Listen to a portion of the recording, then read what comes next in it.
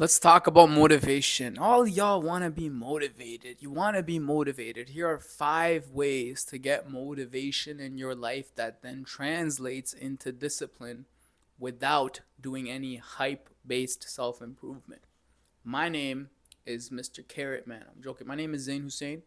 I'm a registered psychotherapist qualifying. And I went through the self improvement process that pretty much changed the trajectory of my life to a different place, to a much, much different place. Anyway, motivation, let's talk about it. What is motivation? You know what motivation is? In a nutshell, motivation is seeing stimuli, and it making you feel good, and the dopamine goes higher. Now you pair visualization with your intrinsic self and then you project your intrinsic visualization. I'll give you an example. You watch a jack dude punching a boxing bag. He's wearing a Rolex. Well, now you feel good. So now you project yourself feeling jacked, wearing a Rolex, maybe in a different context a little bit. And now you're like, okay, I'm going to go get jacked. That's not sustainable. But you know what's amazing? Social media will, this is how they feed off you guys. Like, it's how they feed off vulnerable young men. Social media will make videos like these amazing hype-based, yeah, you can do it, just to get likes and comments, and people use that in like immediate dopamine spike, and they go and like these videos, and then it's back. Why? Because the dopamine has not come back down. The motivation is gone. 5 ways to bring motivation in your life. Number 1, it should not come from an external source. It should come from an internal source, so that the internal source is a constant. Your social media is not a constant. Watching hype self-improvement videos is not a constant in your life. Community is. Community can be reminding you, checking your messages. It can be accountability, people calling you, building real lasting relationships. That is. But let's start from the internal. How do you do that? Visualization of yourself as a future self who's operating in a place where you want to operate. How do you do that, brother? You need to recreate that social media BS you saw and we're like, oh my God, I'm like Creed. I'm gonna be the best. You need to recreate that for yourself in your mind. How do you do that? Sit down and write down what your future self looks like, what they're doing in peak discipline mode, what they look like when they're operating in a pure drive state, because the drive state is what gets a lot of masculinity going.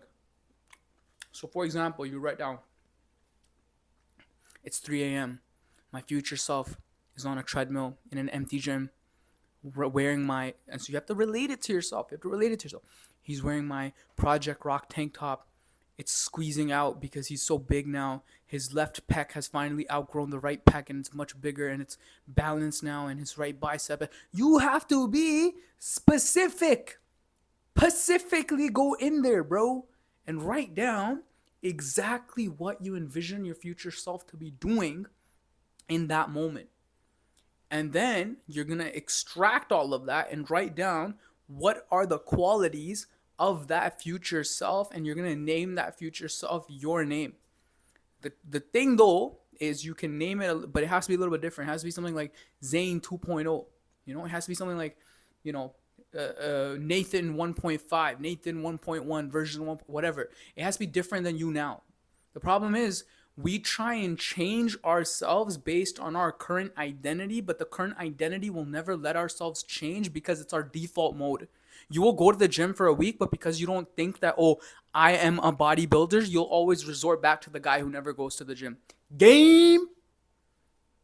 So, rewiring that identity means labeling that new future-oriented version of yourself as a different person so that you can go and attain that second version of that identity. Okay, now you work backwards. Okay, so this guy, when you envisioned, wrote him out, and you triggered that dopamine in your brain by writing it down based on you, what do you see that guy doing in his day-to-day life? What job is he working? Is he in a relationship or is he promiscuous? If he's jacked, what weight is he at? What kind of split does he do? Is he doing high frequency or high volume or what? The more specific you are, the better your chances of becoming that guy. You want to be him? I'm him. That's what you got to do. Now, once you've built that and you have those traits, he does this, he does that, he does this, you then take all of those traits and categorize them based on the majority of the topic it is. For example, one topic, one category is body. His body is this. He eats vegetables 3 times a day. He eats carrots 3 times a day. He does this, he does that. Categorize it into body. His mindset is this. Categorize it into mindset or mind. And then spirit, because spirituality, our inner child, that system of our brain, often neglected, very important. And you're going to categorize that as well. How many times does he go pray at the masjid? Or how many times does he open the Bible? What does he do? Like, what is he doing? Categorize it. Mind, body, spirit, very easy framework to follow. Now, all you got to do, stack those wins. So now you have these 3 categories, mind, body, and spirit, of the future self of you that you want to get to. And you have these specific traits.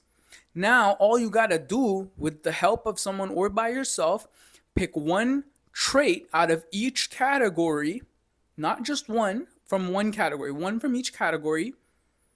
Pick it, break it down into even more smaller goals. So if it's, for example, this guy does a push-pull leg split for a 12-week mesocycle. My future self does this. Okay, break it down. What is his push workout? Okay, this is assuming you already know about the gym. But let's say you don't know about the gym. And you're like, this guy exercises 7. Okay, what does he do on a Monday? And hint, what day is it tomorrow, brother? If today's Tuesday, tomorrow's Wednesday, what is he doing on a Wednesday? Because now whatever he's doing on a Wednesday, guess what you're going to do on a Wednesday? What are you going to do tomorrow morning, huh? You're going to go and do the workout that future self was doing. That's your body. What is he doing for the mind? He journals every night about 5 things he's grateful for. Okay. What does he journal about on Wednesday night? He journals that every Wednesday night he's grateful for watching Zain Hussein's video on YouTube. Oh, okay. Well, guess what? What are you doing tomorrow night? Then it's simple. You go from all of that to these simple 3 things that you just have to do on a daily basis. And the trick is to do it so much that habit becomes a default.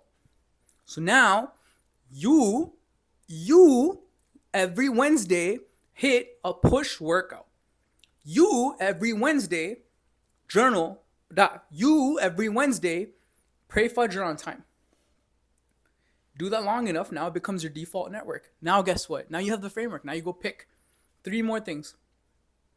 Rinse, repeat, rinse, repeat. And when you do this cycle 3 times, now you have to assess. This is the thing. This is where most people get stuck. You need to assess. Yo, what's difficult for me right now? What am I really struggling with? Assess. Recalibrate. Again, rinse and repeat. This is why self-improvement takes years, because this act of picking 3 habits, doing them consistently for 30 days, picking 3 more, doing them consistently, habit stacking, micro habit stacking is what I call it, takes years. But when you get there,